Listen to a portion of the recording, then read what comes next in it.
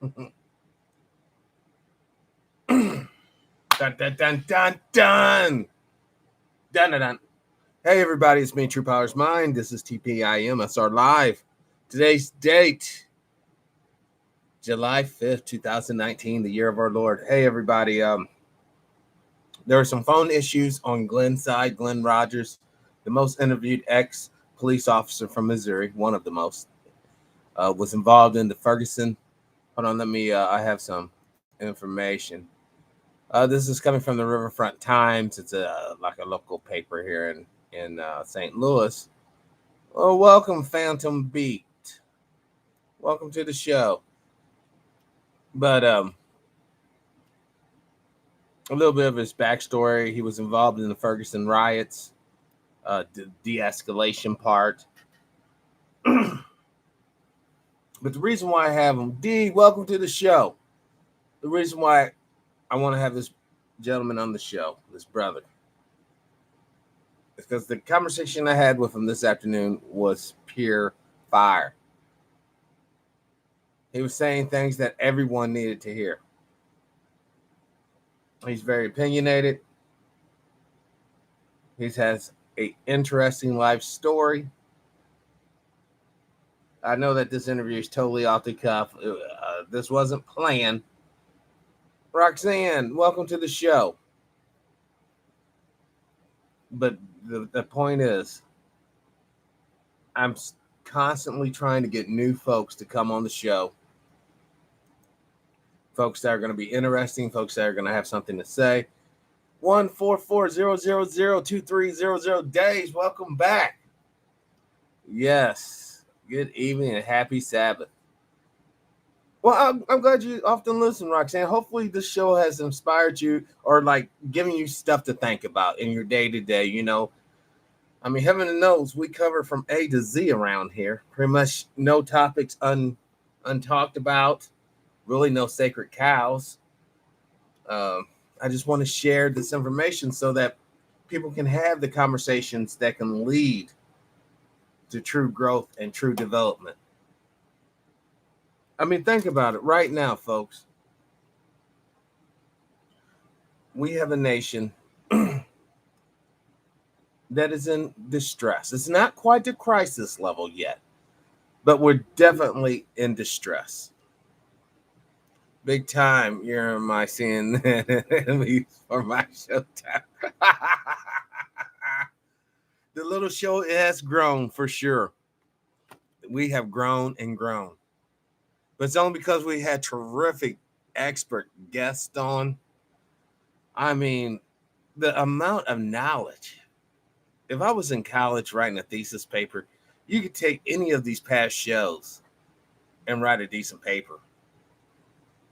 Because I think we cut through the gristle and get all the way to the bone.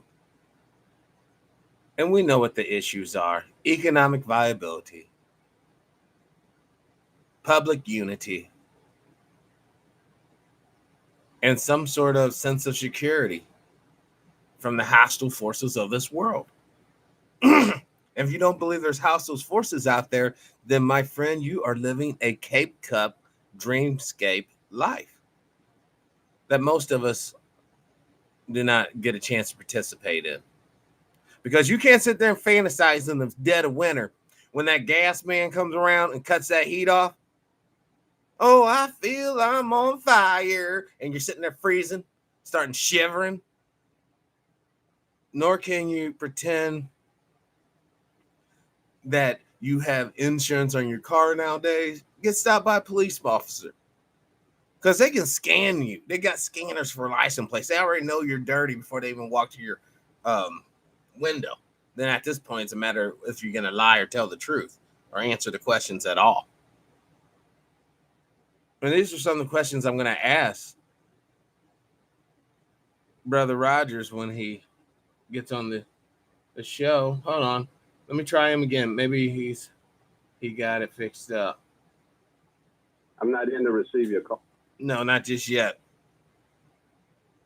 Anybody want to talk about news? I want to talk about some news. Hold on. Let's get some news up here. Let's see what's happening in the world, in the wizard. Looks like fireworks, which is often a good thing. Hold on. Let's see how does this look on the far side. See, this camera of mine, if there's one thing I could change about my show, it would be the camera. I cannot stand this particular camera. And it still didn't get what I want all in there.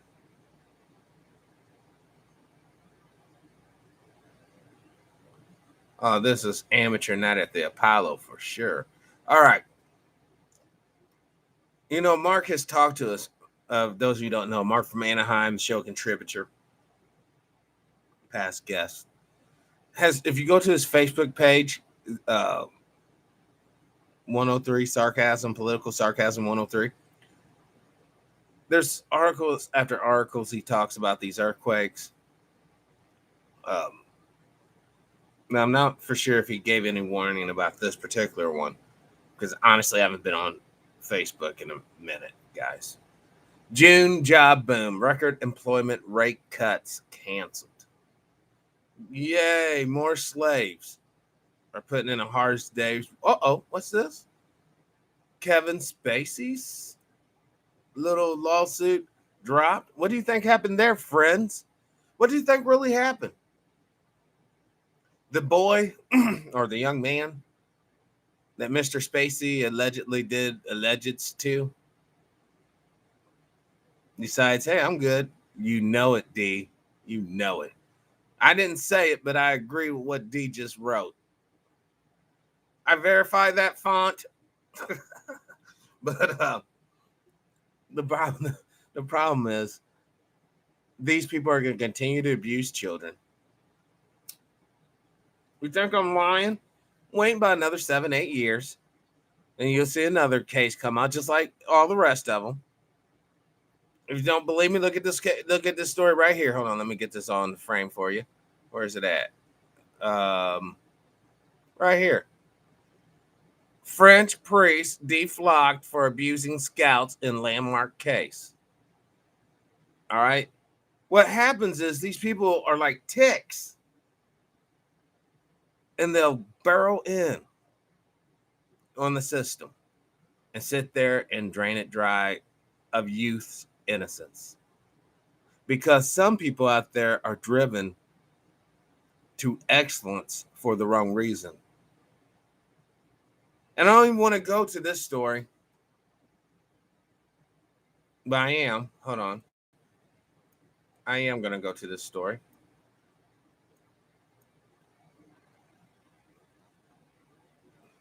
Hopefully that's all in frame for the most part. Can't believe it. Right there, guys and gals. Armed teachers practice responding to school shootings. You know the majority of teachers are white females in this country, right? They have done a lot of damage. Railroading what some would classify as mixed children, or all black children, or non-white children who should be in the gifted program. But nope, these teachers pull the trigger. Not literally pull the trigger on a weapon, but pull the trigger in their actions to where they can make the child's grades appear less, let the child appear to be mentally deficient, fabricate shit. The pen is still mightier than the gun. Best believe that. I work with a lot of them. They are crazy and vindictive. Yes, and petty. You see, if you ever get an opportunity to be a custodian or a sanitary engineer at a school or a college institution, maybe the work study program, and when you're in the lounge, please try to change the trash cans while they're in there having lunch so you can hear. They're open, because at this point you're just a mere servant. They don't even see you. As long as you roll in there with a mop bucket and a mop or a cart with trash bags and a little what's that? Catch the dust catcher. They don't see you. You're a peasant. That says you're just a robot. And they speak so freely and openly. You hear how they plot against these children. You hear how such and such brother or sister was such a pain, and they're going to make this sibling pay for the sins of the other sibling. You also hear little juicy tidbits about who is screwing whose husband or wife, who's an absolute moron idiot. Oh, they got a hen pecking situation going on. And these are the people who are instructing the future firemen, police officers, the future soldiers, and criminals. Because very few children are actually homeschooled in the United States of America. In fact, let's just see. I know I'm going off. Hopefully, Brother Glenn will be calling me shortly. Hopefully. But we're already into it now. We can't stop. How many children are homeschooled in the United States of America?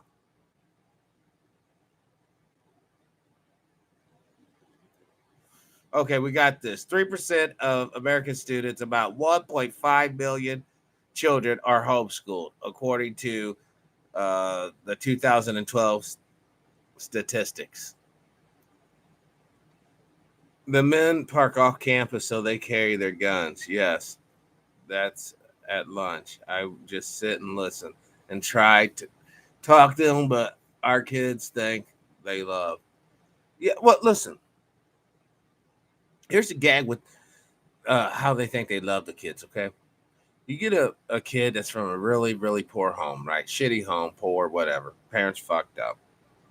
The kid's a little athlete, little wrestler, little baseball player, little football player, little basketball player, and that coach, because that coach wants dreams of going to state and knows that this little person can take them there.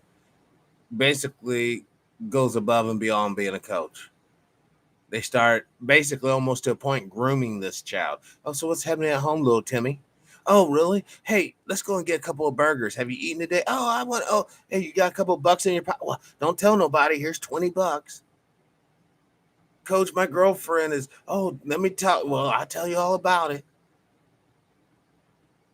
And before too long, it is that teacher and it is that coach or is that counselor that child looks towards life experiences and life wisdom instead of its mother and father. This is the world of automation. This is the world in which we live in.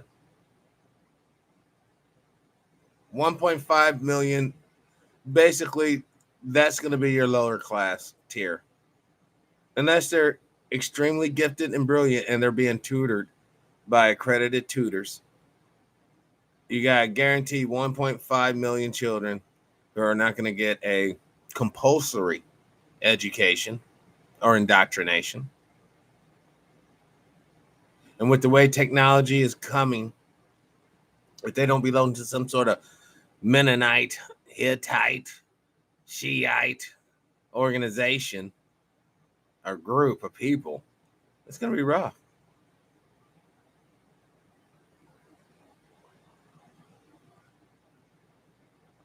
Yep, see it every year, and they teach them to marry a white girl. You should hear the racism from these young men. I bet you they're getting upset. They're fearing as if they're being annihilated genetically. And isn't that the whole play, D? To get people fired. Oh my God, you got to fight for your people. You got to fight for your race. Oh my God. You guys don't hear the stranger knocking at the door. Right now, it's just a knock. But before too long, it's going to be gunshots. Mashing of teeth, crying, people being ripped apart because people fundamentally lack the power to maintain what they have, either individually or collectively. All it's going to take is for one maniac, psychopath, Luciferian type to get in his head. If I can make drones by the millions of various sizes and shapes, I can just have a handful of men to control them and dominate the world, dominate the region. But it won't be just that simple. We all know that. Hold on. Let me try to call Brother Glenn and back up. Hopefully it's going to work.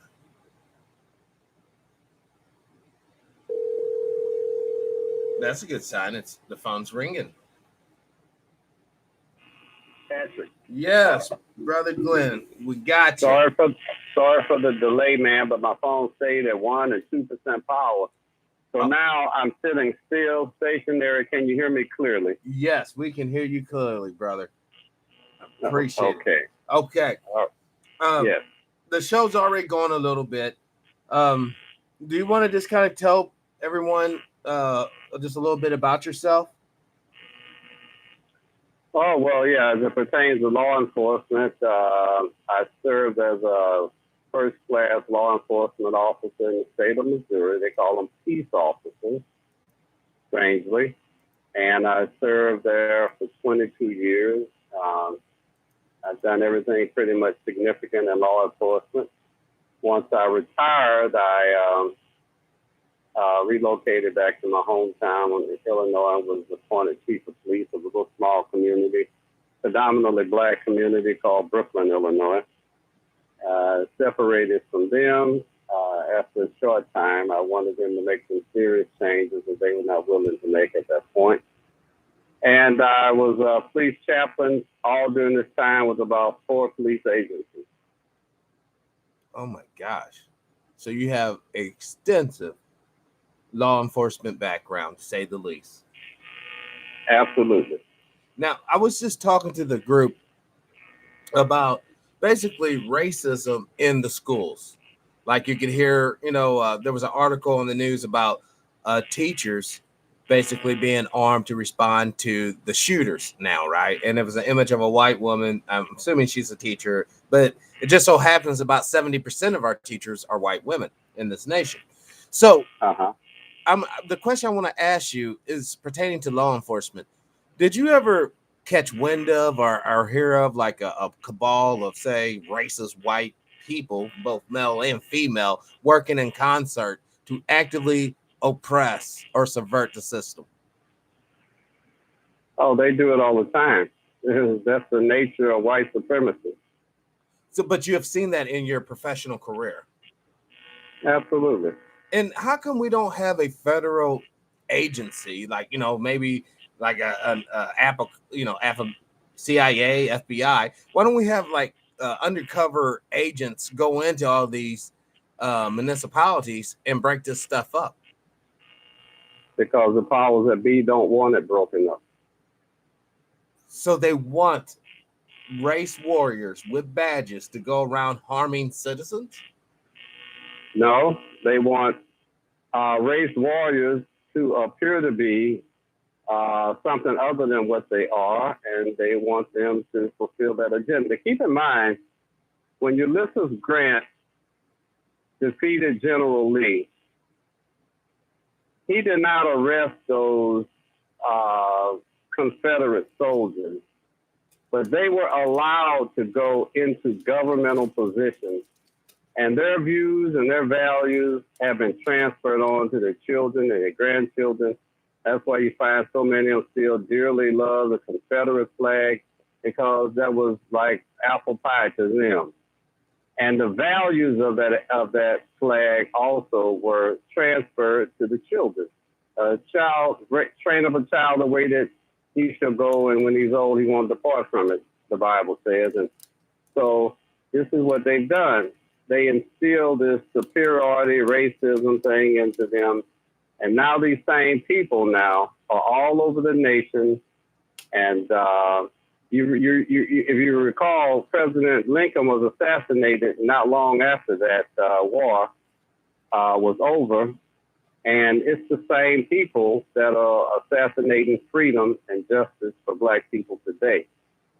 Wow. So would you say that you are a proponent of reparations for Black folks in the United States of America? I'm a strong proponent for reparations, but I understand something. Just like with Monsanto, I'm in the city of East St. Louis. right now, home of the worst race ride in history, in 1917 ride. And Monsanto has been sued with a class action suit, and many people were awarded money, about, I think it's probably maybe, I don't know how many thousand, I would say 10,000. But everybody was shocked at how little they actually got. So what happens is, as the Indians said, white men speak with forked tongues. Oh. See, so if he can have you happy to have a program or happy to have a policy or something like that on paper, and you take forever to get it on there, enforcement then becomes the issue. For example, everybody's saying now, well, cops need more sensitivity training. They absolutely do not. They need more punitive actions taken on them when they violate what they know to do. They already know to be sensitive. They know the golden rule. In fact, if they didn't know it, they would treat white people the same way. Exactly.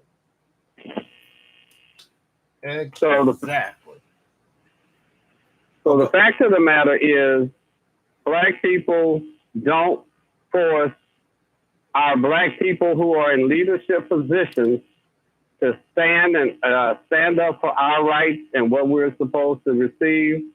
We let them get away with it because they are afraid, some of them that would do right, they are afraid of the white power structure coming against them. And so therefore they would rather suffer the wrath of black people, which is almost nothing, but they're going to pray that the Lord will deal with you. They rather deal with that than to deal with the white power structure that says, if you start doing all these good things for black people, we're coming after you, and we ain't doing it in the church folks way. Right. We're doing it in a straight up bad day in Dallas with your top down. Yeah, we're going to destroy your future, your career, your benefits, and possibly your life. Now, when you have those odds up against you, how do you encourage people to still stand up for justice and stand up for a brighter future? You know, most people, whether they're Christian, atheist, Christian, Muslim, agnostic, many different views, they have some view of a superior being. Right. And I ask people, you know, if you don't believe in a God or great creator, have you found anybody on this earth that can make an ant or a butterfly or a worm? No.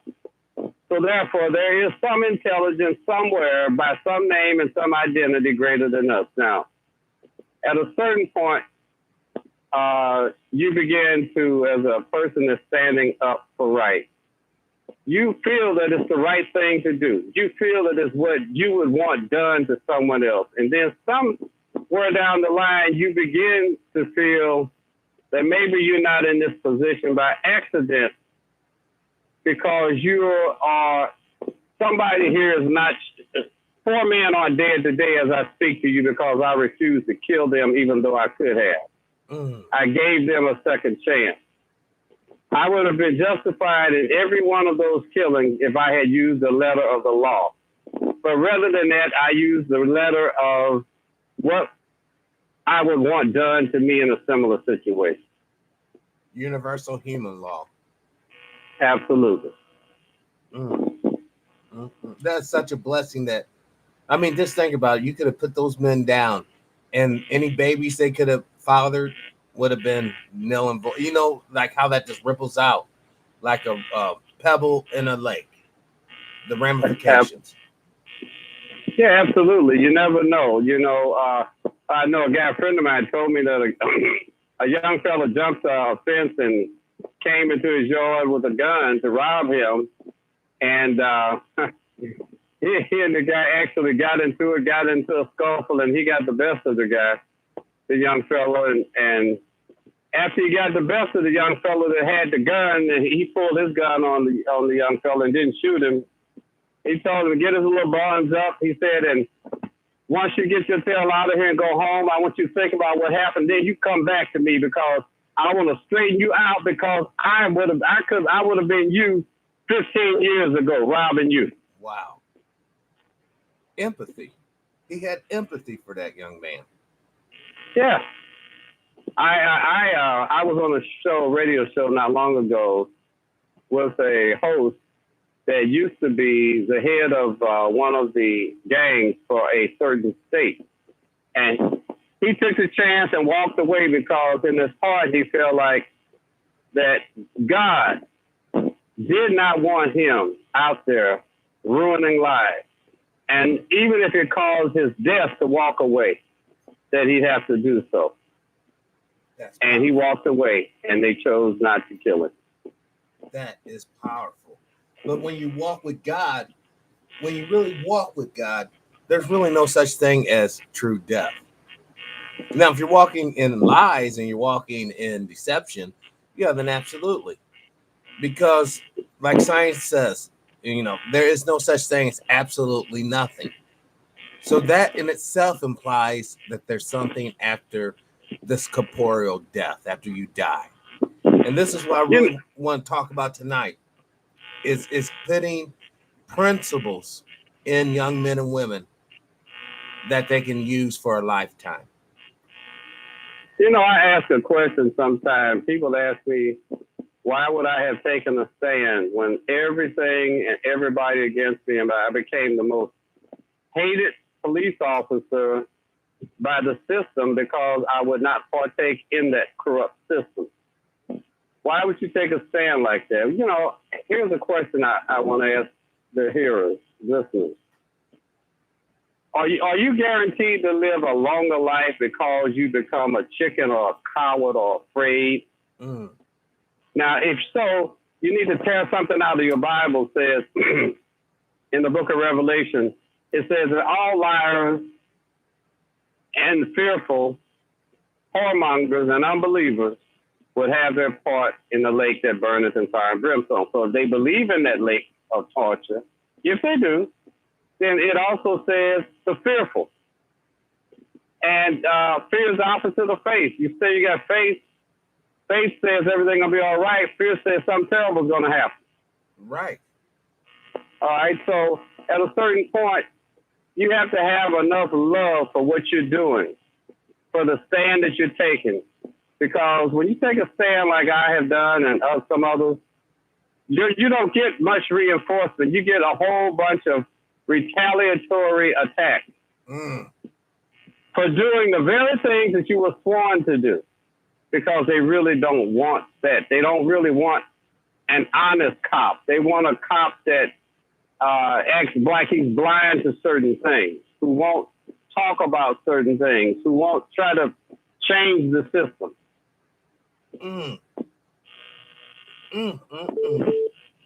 And what can they do to an individual that goes against the grains? I mean, can they set him up like, I'm officer True Power, I need help, and they're like, oh, he don't play ball. Okay, we got officers responding, and like 20 minutes after I put the call out, they find me dead.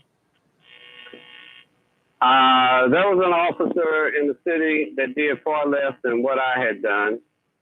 And he was called out at 3 o'clock in the morning to go to a warehouse to check a burglar alarm. And he was killed, and very few people responded. Subsequently, in the midst of everything that I was doing, at about the same time in the morning, I got a call to go to the same warehouse. And when I arrived on the scene at about 3 o'clock in the morning, totally dark, no one around, when you talk about things and you're not in that scenario versus when you're in that scenario, it is light years different. So my concern was not the warehouse. My concern is this the time when they're going to try to shut up this man who's not been going along with the system. I've already had the death threat. You get back, I think on New Year's Eve, I got back into the station, and there was a bullet hole on the roof of my car right above the driver's seat. We don't know if it was a stray bullet or what it was, but the positioning of the bullet was kind of strange. I've had vehicles personal vehicle that had bullet holes near the gas tank. So, you know, you have to really count up the cost. But I believe the penalty is far worse for those that know to do good and do it not. Wow. What you just said is very heavy. You're talking about your spiritual obligations and ramifications versus your physical, I guess, comfort and lack of pain. Because these people are trying to threaten you with straight up bodily harm. Are there any cases you can talk about legally without getting in trouble? Pertaining to what? To any of the police corruptions? I can say that I was, a strange thing happened in my career. That's why, you know, I became a cop, first of all, because I didn't want to be stopped by another white police officer in the areas outside near Ferguson. All of them were basically saying Ferguson was just another name. I didn't want to be stopped by another one of these cops and harassed. I was an insurance agent. And this one particular day, this young white cop decided to just show all the authority that he had to make you shut up and listen, make me shut up and listen. And so I did. But and then he decided after he found out, and I made sure casually, subtly that he did, found out that I knew some significant people like the police chief. He decided not to give me a ticket, but to give me a verbal warning. Well, at that point, I was so irate because I stayed on that traffic stop about 17 minutes being constantly degraded. Wow. I said, well, you know, I want to be a cop. I didn't care about my insurance business at that time. I didn't want to be a cop for the sake of cop. I wanted a badge. I told the chief himself, I said, look, I'm not concerned about cops and police work. I want a badge to be able to show these people when they stop me, these silly cops, so they will leave me alone. I want to meet badge to badge. And Brother Patrick, I told him, I said, you know, I'll take the trash out of the station, whatever. I do auxiliary work. Just get me a badge.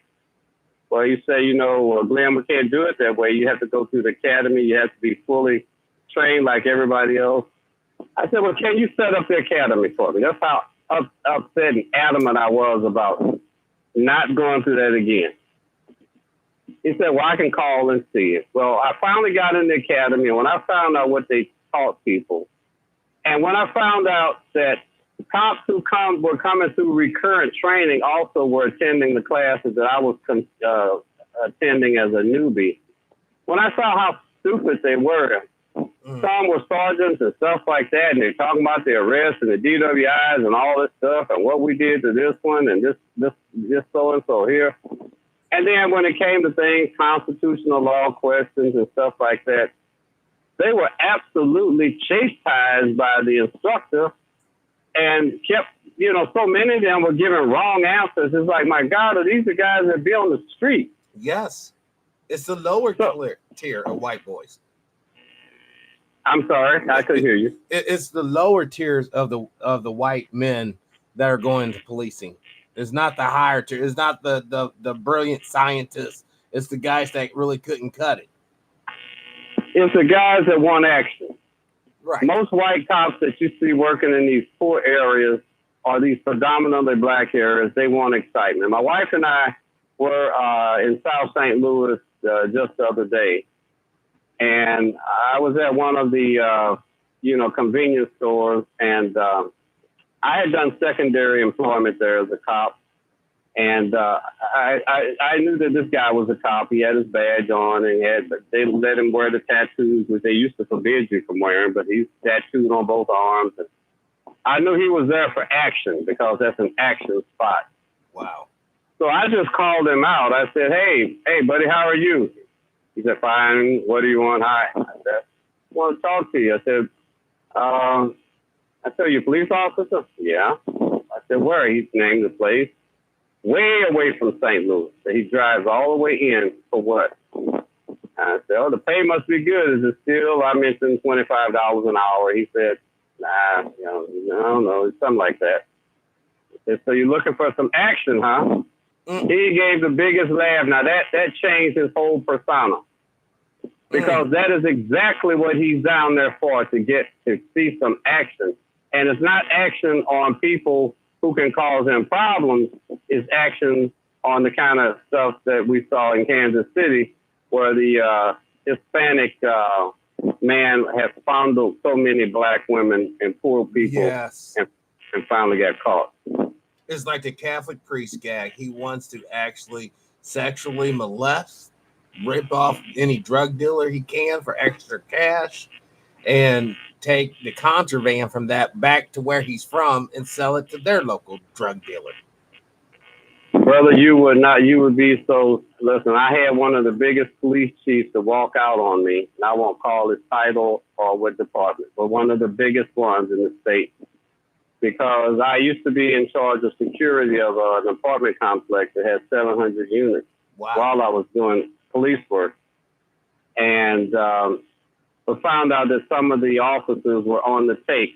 See, I want these guys, and most of the good cops want these guys cleared up, because law enforcement ideally is the epitome of the words of the Bible of Jesus, that greater love has no man than this, and he lay down his life for his friends. So ideally, it's a beautiful profession, but we're not living up to that.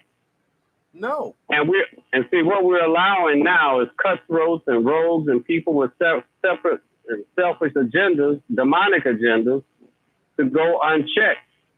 And that's why I think a lot of the cops, like a lot of the New York City cops, are coming out.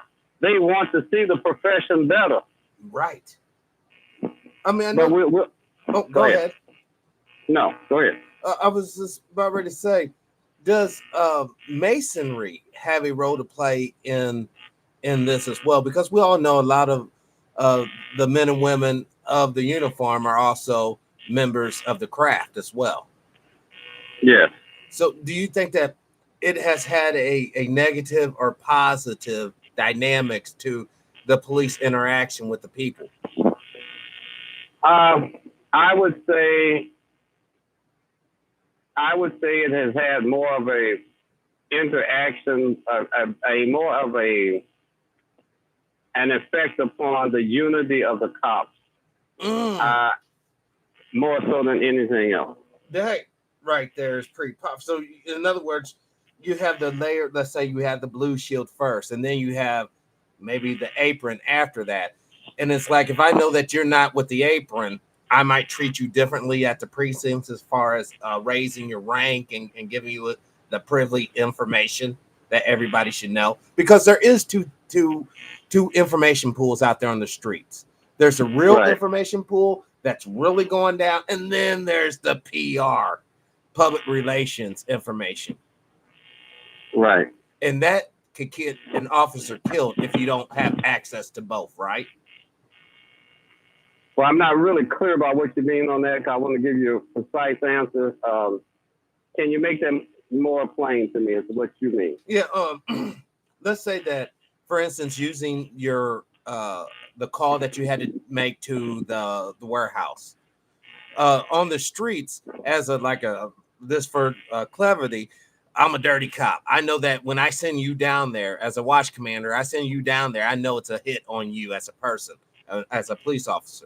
But if the PR is, no, it's just a bank, it's just a robbery, and we need to go down there and check it out and make sure it's all well and good.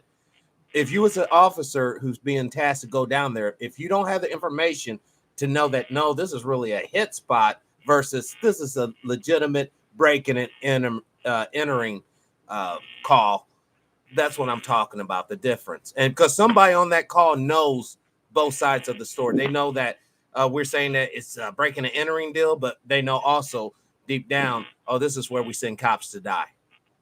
Well, there's not many places where cops die in the same place, but let me say this. It might be a similar scenario that they might create. For example, failure to respond to help a cop who's calling for aid, which I've had that to happen. But a cop, regardless as to which type of call it is, he has to respond to the call. What happens if he doesn't respond? Well, they'll probably write him up, and a couple more like that, he'll be out of police work. Really? Because you have to respond to calls. You can't put the city at jeopardy that something might really be happening there and you didn't show up. I see.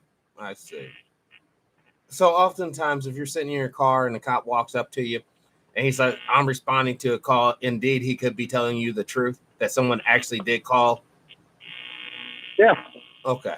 I just want to clarify that because oftentimes, we have interactions with the police and it seems somewhat suspicious.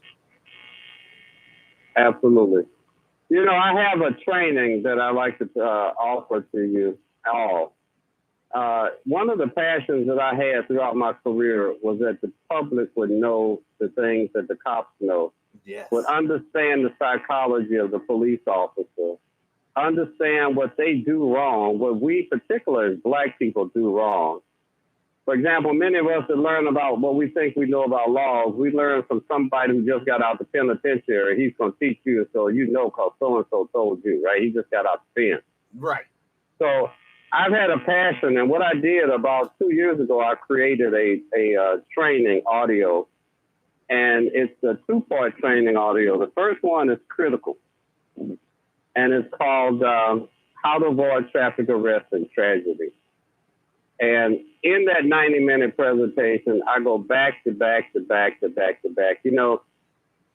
I was told that why don't you take it to the studio and take a little few excerpts out? No, I wanted it to be in the same mood, in the same attitude, in the same drill type session that I felt at the moment that I created it. Yes. So if a person goes right now, in fact, as I speak to you, I'm in the process of changing it over from one automatic download to the next. But people can listen, they can get it at insidethelaw.us.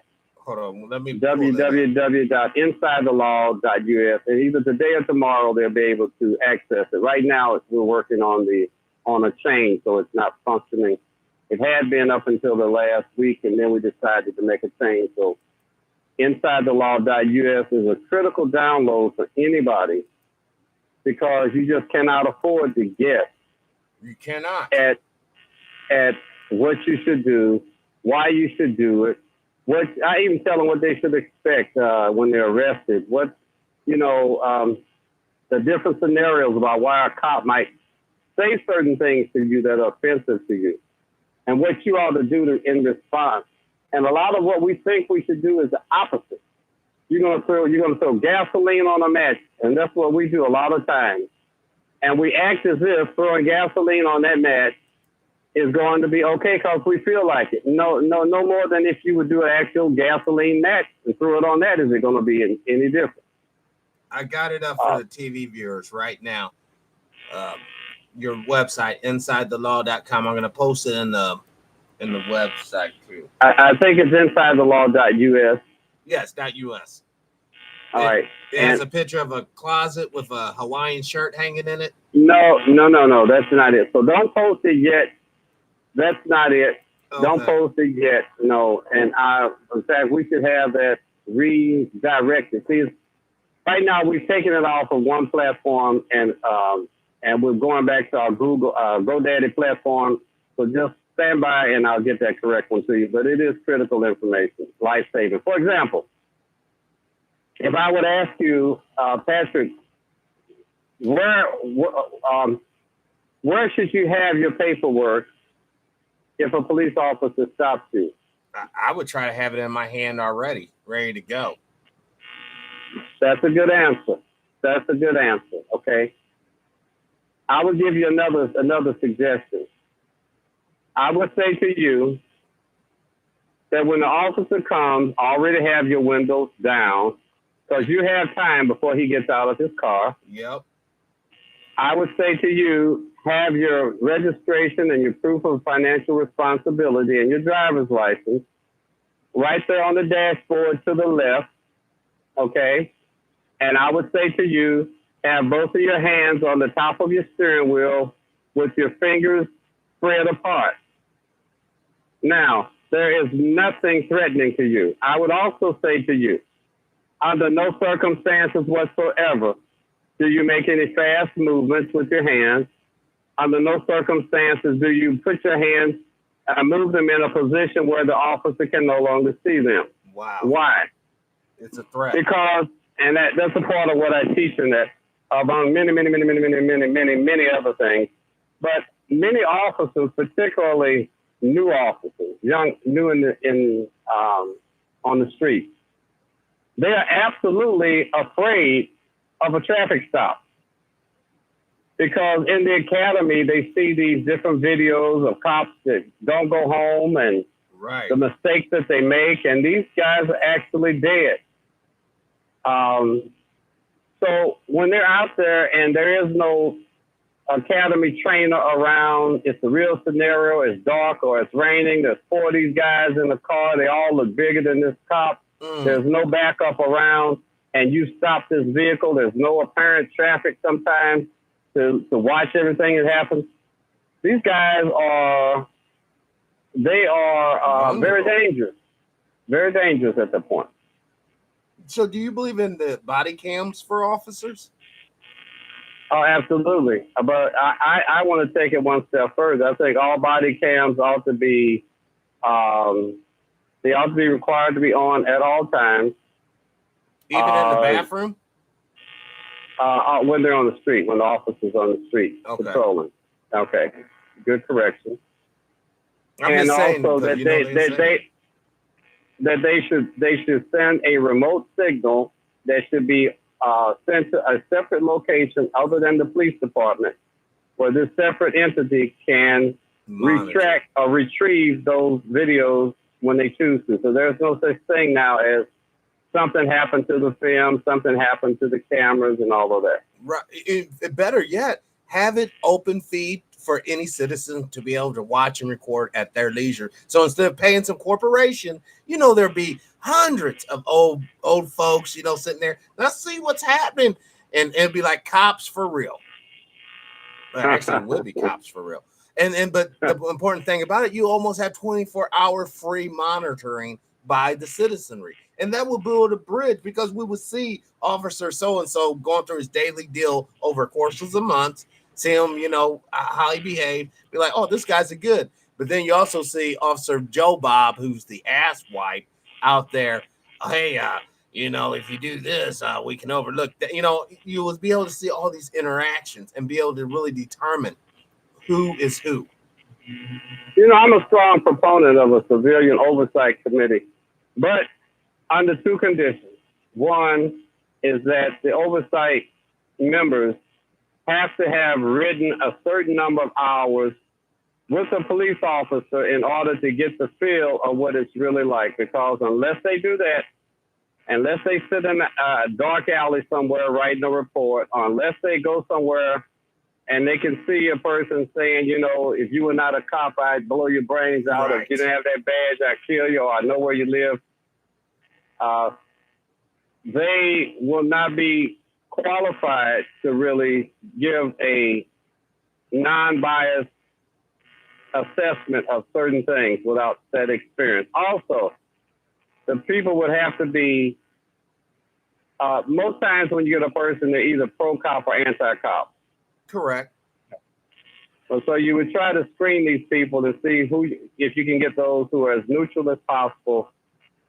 But then also the Civilian Oversight Committee Part 2 would have to have the power to effect punitive action on that police officer if found guilty of doing wrong. Yes. Without that, it is just a waste of time, because what happens then is they bring attention to events, but they can't do anything, so it's just a whole bunch of drama for nothing. Well, it's just like the black leaders, how there's no repercussions. Like the black folks, we don't have any teeth to bite. You not hurt. Once again, I'm not talking about physically assaulting no one. Never have, never will. These are metaphors. We don't have the consequences, right? So if the same thing's true for civilian oversight. If I can just merely watch, after I've been through the vetting process, I can just merely watch the information or data coming through, but I cannot add any type of disciplinary maybe recommendations or anything like that, then there, like you said, that's just a complete waste of time. Yeah, if anything, it would do more to subvert the image of policing because people will be, well, I tried to get them on officer so and so, but every time I sent up the report, they just said get lost. So Right. it'll reinforce the ideal because there's a real ideal, Let, which is kind of true that there's a let me blue let me let shield. me let me interrupt. Do you hear a lot of static? A little bit, I mean, here and there. I don't think it's that terrible. But, let me ask the chat room. How's the sound coming through, guys and gals? Is it good? Is it bad? Is it indifferent? Oh, now that there was a major upswing there. It almost feels like Oh, I'm talking to you through an old school cordless kitchen phone. You know how if you walk into one room, it kind of has that little bit of character in the background. yeah, But sure. but I think everyone can hear your words. They're all writing, thank you for the good wisdom and all that. And then we have, a comment. I want to touch on this comment. This comment from a chatter, and there he said or she said, "There's no such thing as a good cop." See, a lot of people feel that. Well, they're absolutely wrong. The very fact that they have the freedom right now to go to ball games, they don't have to worry about. I hear a tremendous echo. Oh well, I don't know. I don't really hear an echo. Is that? Okay, are you on speaker right now? Yeah, I got you on a Bluetooth speaker, but I got my phone over here. I can move my phone. Is that a little bit better? Uh, I hear it. Well, there's a tremendous feedback there. Tremendous. Let me hold on. If you maybe can you kill the Bluetooth? Yeah, hold on. Let me just put you on speaker. How's that? Is that better? Oh my God, that is 10,000 times better. Oh, okay. now the chatter did respond to your statement about the police officers and providing freedom, and the chatter said, "What freedom?" So there are some people who feel oppressed, I guess, in the system. Okay, let me get back to the question about whether or not there are good cops. If there weren't good cops out here, I'm telling you, you would not have the freedom to really do anything if it weren't for the good cops. You would be overrun. And give you a good example. If you have a tragedy or a situation that really bothers you at your home, in most cases, except in the places that's very severely infested with bad cops, you're going to call the police because you want somebody to come out. Right. And even bad cops, see, this is what, even bad cops do thousands of good things. They just choose to do the bad when they get ready to. And yes. That's what, they do thousands of good things. I know some of the most rotten cops that I have worked with, and I've seen them do many good things where black people were thanking them and so forth, and then turn around and they find this one person, and then they treat them like an absolute dog. And this is one way that it's some type of, I think it's some type of weird behavior. They seem to enforce the fact that they do good, that they're doing some good. So the fact that I take this one and beat the hell out of him or drag him or whatever, I'm still a cop. I've solved a lot of problems in this community. And one of the reasons that they solve some of the problems, rapes and stuff like that, is, they like to find the guy that raped your daughter. And probably will find him because now here's a chance to use the force that they look for to use it. And in so doing, they have what? They have solved a crime. They made you feel better. Your daughter didn't have to worry about this guy showing up again. And they were able to get out there and do what they like to do, and that's to be rough with somebody. Not only black, but females. Females too. Low-income white females are subject to some things also. But mainly it's us, black people, because when they mess with a white woman, they don't know what uncle or brother is connected to. Correct. And if we will boil this down to a bottom line, of why things happen to black people. Here is the absolute bottom line.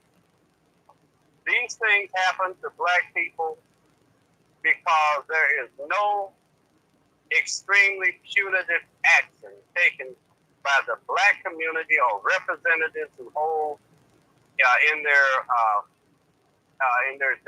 charge the ability to punish these people who do wrong. So because we don't force the issue and make people stand up for our rights, this is why it continues. So if a cop got the choice, if he's a pedophile, if he's got the choice of sexually assaulting a black kid or a white kid, well, he's gonna take the black kid. Take for a guy, the cop in Kansas City. He preferred to sexually assault black women. What does it say about us as black people? What does it say about us other black? That our women are undefended. Yeah. Where can she go? He knows full well that he wants to continue doing this. So the odds are in his favor if he does it to a black person. Because that person looking in the mirror, whoever's hearing this, don't look for somebody else. Don't look for another great leader who's going to risk being assassinated on your behalf. You have got to economically, in some kind of way, punish those black people who go against the will and the betterment of your people who are in position to do so, and they turn their back. You must punish them. If you don't, forget about everything else that you do. You can march forever, vote for whoever you want to vote for. All of that, get somebody in office. You get your man in office, and the white folks will come to him, and they will give him these spirit taxes. And he will obey them, and you put him in the office because he'd rather deal with your praying that God's going to get you versus the white man saying, we're going to get you. That's the truth. That is undoubtedly the truth. And that goes back to being fearful and cowardly. Not standing up for your duty and honor, what you said you was going to do when you took oath or when you took possession of said office or power. Right. And they make promises to black people. If you notice, here's the agenda. What they do is, first of all, black people, for example, in Ferguson, they get caught up into a lot of emotion. Right. And there's a lot of energy, a massive amount of energy in that moment. I was there every night when the Michael Brown situation took place. I was asked by the leadership to talk with them and try to give them some guidance so they wouldn't keep people locked up. There's a massive amount of energy that could have done a tremendous amount, but then the white people know what to do. They send your Uncle Tom preachers in who are there to, first of all, show that they are involved. Right. And then at that point, they start to redirect the energy. They start to calm the energy down. You hear them say, calm down. Hell no, you don't calm down. You don't calm down until justice is done. But you don't have to get into the tearing up of buildings and all of that kind of stuff. You only get your people locked up when you do that. Exactly. Economic power, voter retaliation, these things, even social retaliation, has to be levied upon blacks who turn their back on their people. Has to be. By the person in the mirror. That's the leader you're looking for, people. He's that person that's looking to you in the mirror, looking at you. TB, taking care of business.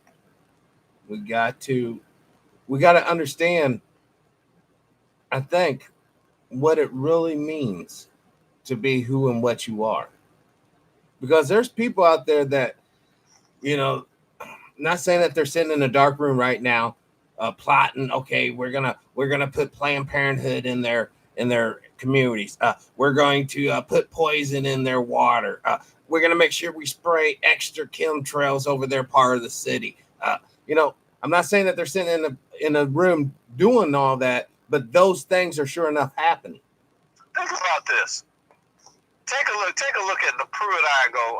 I think if you go to YouTube and Google the Pruitt-Igoe story. Lisa Zigman, who was a reporter for local Channel 5 News in St. Louis, did a story, and later she ended up out of the station for some reason. They said it was time for her to go to school or whatever. But anyway, to increase her journalistic abilities. But she came out with one of the hottest stories in America.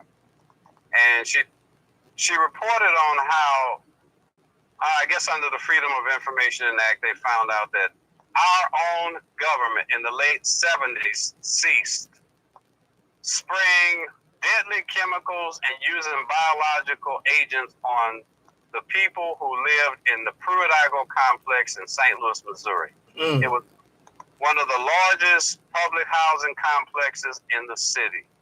It was a euphoric dream to thousands of black people. And many of them go into tears today thinking about what happened. But they were sprayed. The government was spraying, and they had apparatus on top of the roofs of buildings, wherein they sprayed deadly chemicals on these people without their knowledge. These people were sprayed by the United States government. Damn. In the late 70s. Now, nobody. And it's just like, the report was awesome and it's shocking. It makes you cry. Oh my God, could they do that? How could they do that? But nobody is okay now, because now the hockey Blues have the Stanley Cup. Stop. It's just kind of craziness. But the Jews, to the day they died, be after somebody's head for that. And until we get to be like that, that person in the mirror, until that person in the mirror gets to be like that, that's your leader right there. Nothing's going to change. It's just going to get worse. As technology gets more proficient, the ways of killing human beings is going to become easily automated. Oh, no, we lost him. Hold on. I'm going to call him back, Yao. NSA, you can't stop me today.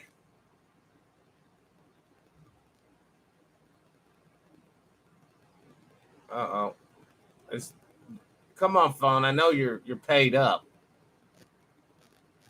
I'm not in to receive your call. Oh. Yes, War. I know what you're saying, brother. It's bad for humanity, Yao. Hold on. I just tried to call Brother Glenn back. But that's absolutely devastating news. Yes, and they are still spraying. I don't care what anyone tells you. Oh, that's just weather modification, more. Don't be scared of that. That little haze you see over your car, that's just goody goods for the goods. No, that shit's coating your lungs, coating your skin. If you collect rainwater, you're drinking, it's coating your intestinal tract. And it's not good. It's designed to kill you. Which, if you don't know by now, I'll be the bearer of bad news. If you're not extremely wealthy, if you can't really pick up the phone and cause men and women to die all over the world, you're not wealthy, then basically you're just a piece of shit like the rest of us, as far as they're concerned. Now, I think you're awesome. I think you're a human being. I think you should be deserving of prosperity in life and love and happiness and the rest of it. But they absolutely don't. They see you as a scourge. We don't need your ass in the fields no more picking cotton. If you're not pretty enough, we don't even need you to have sex with. So therefore, you need to die. That's what they want to happen, and that's what they're doing. Now, we can sit here with our little pet peeves and pet projects, but at the end of the day, all of us are going to die, and most of us aren't going to know the reason why. And I'm telling you tonight, the reason why is because you're unworthy by their standards. All right? Now, let me call Brother Rogers back up again. Hopefully it'll go through.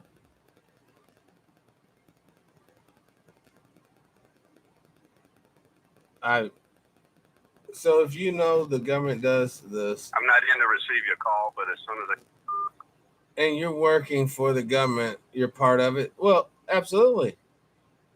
Yes, he does have passion, sister, extreme. not only if you're working in government, dude, if you're working in the pencil factory and you're making the pencils that's going to the civil service to write down there, you're a part of it.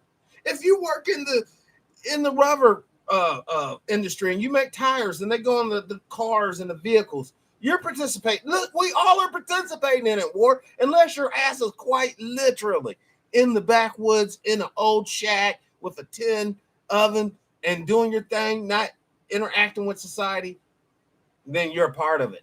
You might be playing a tiny part of it, but you're a part of the system. You really are. Oh, it's really sad when I'm looking at these pictures, man. Just think how many babies were birthed up in there, conceived. How many? But at the same time, these babies are being conceived. They're being dosed. Mom, dad, cousin, aunt, uncle, grandma, grandpa. They're all being dosed with the juice boxes up above. Or if you buy a gallon of milk, yes, even if you buy a gallon of milk, War, you're participating and then strengthening the system. Because that's how the system is. And I'm not going to take credit for it. I'm going to say his name. Mark from Anaheim said this. Basically, and I'm paraphrasing, not verbatim, paraphrasing. Basically, no matter what you do, you're doing exactly what the system wants you to do. See, there's only one thing the system does not and cannot tolerate. There's only one thing that can crack it, and that's unity across the board. That's unity, real loyalty, real duty, real honor, the whole 9 yards, the real deal. Until we get that in our heads and then more importantly in our hearts, the word that Sister Sandra just wrote 2 statements up, genocide, you better understand it. You better understand it. And you better understand it for what it really is. It's not just a notion. Genocide is not a notion. It causes death from coast to coast. And it will. Because people are in la la land. They'd rather turn it on, what's that, oh my God, America Voice or America Talent, whatever. Maybe some old school Fantasy Island. I don't know. Love Boat. But all that shit don't float, man. Not when we have this man here who was a part of the policing industry tell us straight up to our fucking faces tonight. There's a group of people in positions of power working to cause harm on other citizens daily. They're doing it daily. We forget about police carrying lead on their belts every day, and we know what lead does to the brain. And we also forget about police used to sitting in cars emanating a high frequency energy from the radar guns, zapping their poor little testicles into oblivion. And we also forget that the police officers are most likely to become systemic alcoholics, coming home beating the shit out of the wife and kids. Brother Raymond James, welcome. Peace and blessing, Brother Patrick. I hope you and your families are doing well. Good interview and information. Only one thing. Can we do it and get closer to the real? Only thing we can do is get closer to your real family. Yes. Well, your real family, your real life, your real people, the real people who encourage you, nurtures you. Like I said, all police are. See, in this show, all opinions are welcome. I'm sure Brother Ward could have had a horrible, horrible interaction with the police. 1, 2, 3, several times. I'm going to give Brother Glenn another try back. If not, we're going to have to. Oh, it's ringing.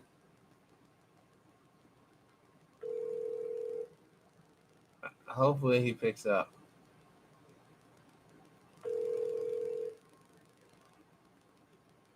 Hello? Oh, still ringing.